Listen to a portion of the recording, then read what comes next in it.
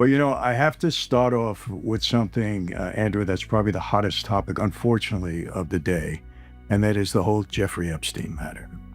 And all the, talk around him being an operative for the Israeli, an operative for the CIA. Based upon your knowledge and experience, what can you say about that? Such a great question, because I too am just a layperson right now. I only have access to what the government shares with us publicly. And my estimate on Jeffrey Epstein has changed over time as new information has come out. And I love that I get to have this conversation with you, because where I land on it currently, based on the available information, is that he was most likely an intelligence asset, but not for any of the normal, typical intelligence categories. He wasn't Mossad, he wasn't CIA. He could have been. You can see how there's attractiveness to both. But probability-wise, he was most likely an intelligence source for FBI. Really? An FBI CI. And I don't know if you ever came in contact with an FBI officer that tried to approach you with something similar. Oh, absolutely. Yeah. So then you already know a CI, a covert informant, is a protected category of criminal, where the FBI or the judicial department, they know that person's committing crimes.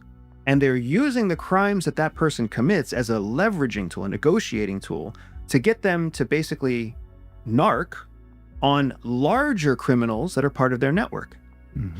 So Jeffrey Epstein did some nasty shit, without a doubt. But what FBI is really concerned with isn't crimes of sexual abuse and trafficking and racketeering. That's not what their primary goal is, because they know racketeering is hard to prove. And they know that sex crimes are a different level of success than, say, conspiratorial or corrupt politicians.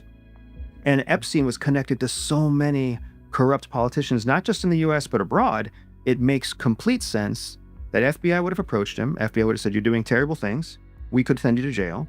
Or you can agree to collaborate with us. We will carve out your current crimes. You won't be held criminally liable for those crimes that you commit in support of our larger operation." That's where my predominant theory is taking me now.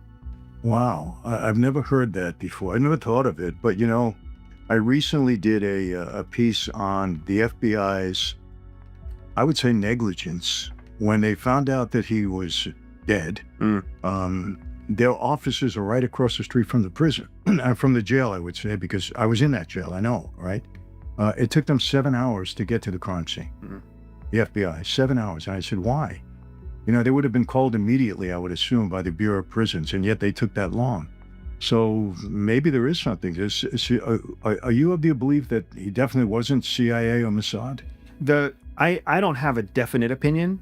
CIA teaches us to look at everything through probabilities. One of the things that I really like about ever getting to sit down with former criminals, current criminals, convicted criminals, we think very much alike. CIA thinks very much like criminal enterprises, because what CIA does is illegal.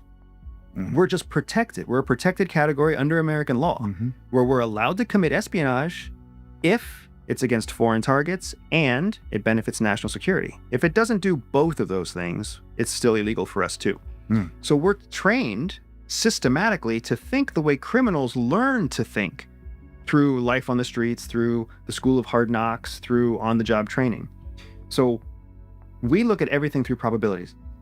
There's no guarantee of anything in life, but you can take certain steps and make certain actions and assess certain information to determine when is the right time to have the most likely success and the least chance of failure. That is 100% how criminals think.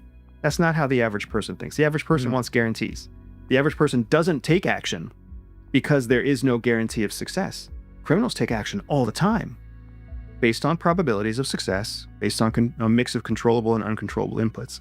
That's how CIA teaches us to think. So that's why when I look at this Epstein case, there's no guarantee he wasn't CIA, but of the three predominant theories, FBI, CIA, foreign intelligence source, or known CIA recruited asset, the CIA asset piece is the lowest probability, where the other two are much higher. The world doesn't need another wine. It really needs a reason to raise a glass again. A reason that's real. A reason that means something. Because most people, they drink to forget.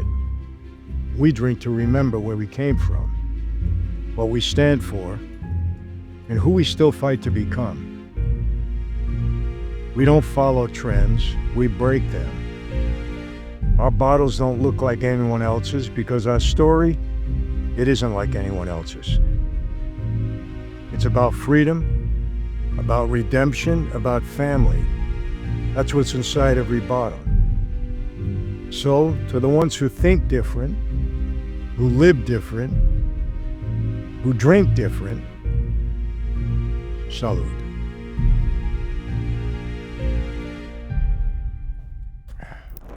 Wow. And I do know, obviously, the FBI comes to the rescue of their informants, no doubt about it. But wouldn't we have seen cases built upon his information? But then again, how would we know that? Yeah. How would we know that? And what FBI is the most, and the reason I really feel like this theory carries the most weight, most gravitas, is because it would, the pomp and circumstance where the president, who sits in the executive branch, continues to say, release the files, let the House vote on the files. It's all it's a show. It's stage theater, because the executive knows he has the power over the judicial branch, but the people don't know that. So he can say, hey, Congress, part of the legislative branch, you have to do this thing that forces the judicial branch to take action, even though he knows he could do it too. And then that puts all the pressure on Congress. And even if Congress votes to have the files released, the Justice Department still gets to determine what gets released, what gets redacted, whether 100 files are there and 100 files are released or only 95 files are released. Because to your exact point, the details of what's in there and the accusations that will spread from that throughout our government, whether it's the president or a congressman or a state governor or a professional athlete, that's all going to fall under different jurisprudence within the Justice Department to decide whether or not it gets released to the public. If the files are released, they'll be released to the House, to the Congress. Congress gets to look first before any American citizen gets to look. And then they will they'll make their redactions, and they'll send it back to the Justice Department, who will make their redactions. And then after everybody has had their dirty trail redacted with a black marker, then maybe it'll go to a reading room where you and I can read it. So the bottom line is we'll never get to the truth. Never. And we're not supposed to get to the truth. The thing that is happening now is people are starting to learn the unfortunate truth that I think you and I have always known. The government doesn't have to tell us anything. They hold their secrets because as a representative republic, we have voted, we've used our rights to give them position and power to decide what they tell us and what they don't tell us. That's how the United States was built. It wasn't built for transparency. It was built so that a small representative group, a group of elites, know all the information, make all the decisions, and we little peons, we farm every day of the week, we manufacture every day of the week, we pay our taxes every day of the week, and we only have to think critically once every 2 years.